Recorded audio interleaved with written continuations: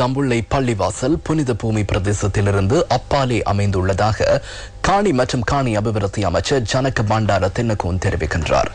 அவரது அமைச்சர் இன்று நடைபெற்ற ஊடகவியலாளர் சந்திப்பிலேயே அவர் இதனை குறிப்பிட்டார்.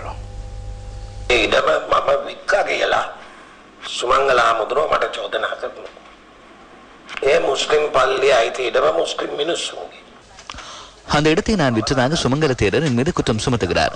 பள்ளிவாசல் உள்ள காணி முஸ்லிம்களுடையது. அந்த இடத்தை அபகரித்துக் கொண்டாலும் ஏனைய இடங்களை அபகரித்துக் கொண்டதை போன்று அந்த மக்களை போகுமாறு அவரும் கூறுவதில்லை. சிங்கள மக்களை போன்று முஸ்லிம் மக்களும் ஒன்றிணைந்துள்ளனர். மிகவும் அமைதியான முறையில் தீர்த்துக் கொள்ளக்கூடியதாக இருந்த பிரச்சினை, எனினும் இந்த பிரச்சினை இந்த சர்வதேச மட்டத்துக்கு செல்லும் ஓர் விடயமாக மாறியுள்ளது. அவசியமற்ற ஒரு பிரச்சினை இந்த நாட்டில் ஏற்பட்டுள்ளதாக நான் நினைக்கிறேன். முஸ்லிம் பள்ளிவாசல்களுக்கு வரி பணம் செலுத்த வேண்டிய அவசியமில்லை. 2001ஆம் ஆண்டு உள்ளூராட்சி மன்றத்தினால் அந்த பள்ளிக்கு வரி விலக்கு அளிக்கப்பட்டுள்ளது. சட்டவிரோத கட்டிடம் என்றால் உள்ளூராட்சி மன்றத்தினால் வரி விலக்கு வழங்க முடியாது. ஜனாதிபதி என்னுடன் தொடர்பு கொண்டு ஜனக இதனை அகற்றுவதற்கு அல்லது இந்த பிரச்சனையை தீர்ப்பதற்கு முயற்சி எடுக்குமாறு கூறினார். நான் அதனை ஆராய்ந்து பார்க்கிறேன் என ஜனாதிபதிக்கு கூறினேன். அதன் பின்னரே 23ஆம் தேதி கலந்துரையாடல் நடைபெற்றது. அதற்கு புத்த சாசன அமைச்சின் செயலாளருக்கு அழைப்பு விடுத்தேன். பிரதமருக்கு 3 முறை தொடர்பு கொண்டு அழைப்பு விடுத்தேன். புண்ணிய பூமி ஒரு இடத்திலேயே உள்ளது. கண்டலங் சந்திக்கு அப்பாலே புனித பூமி. எனினும் அந்த பள்ளிவாசல் அந்த பகுதிக்குள் அடங்கவில்லை. அது இப்பக்கமே உள்ளது. இது சட்டங்கள் நாட்டில் உரிய முறையில் நடைமுறைப்படுத்தப்படாதவரை எதனையும் செய்ய முடியாது.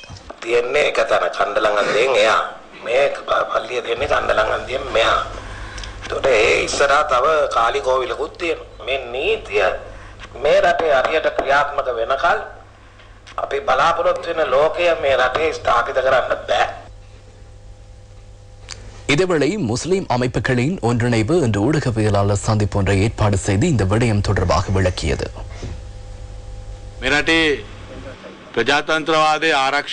இது நாட்டின் ஜனநாயகத்தை பாதுகாத்தல், மக்களின் உரிமைகளை பாதுகாத்தல், மதங்களை பின்பற்றும் உரிமையை பாதுகாத்தல் உள்ளிட்ட அனைத்து விடயங்கள் தொடர்பிலும் அரசாங்கத்துக்கு பொறுப்பு உள்ளது. எனினும் இந்த அரசாங்கம் அந்த பொறுப்புகளை நிறைவேற்ற எவ்வித நடவடிக்கைகளையும் எடுக்கவில்லை என்பது புலப்படுகிறது.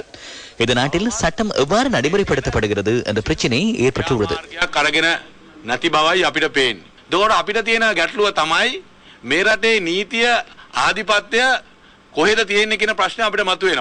මම කියනවා මේ ආණ්ඩුවෙන් සියලුම මුස්ලිම් ඇමතිවරුන්ට ඉල්ලාස් වෙන්න කියලා. இந்த அரசாங்கத்தில் உள்ள அனைத்து முஸ்லிம் அமைச்சர்களுக்கும் ராஜினாமா செய்யுமாறு நான் கூறுகிறேன். சிங்கள பௌத்தர்கள் என்ற வகையில் ஒரு சட்டம், முஸ்லிம்கள் என்ற வகையில் மற்றொரு சட்டம், கிறிஸ்தவர்களுக்கு மற்றொரு சட்டம். இந்த நாட்டில் சட்டங்கள் உரிய முறையில் நடைமுறைப்படுத்தப்படுவதில்லை. ஏனைய நாடுகளில் அவ்வாறு இருக்க முடியும், இங்கு அவ்வாறு இல்லை. இதேவேளை சர்ச்சையை ஏற்படுத்தியுள்ள தம்புள்ள பள்ளிவாசல் தொடர்பில் நேற்று கிழக்கு மாகாண சபையிலும் விவாதிக்கப்பட்டது.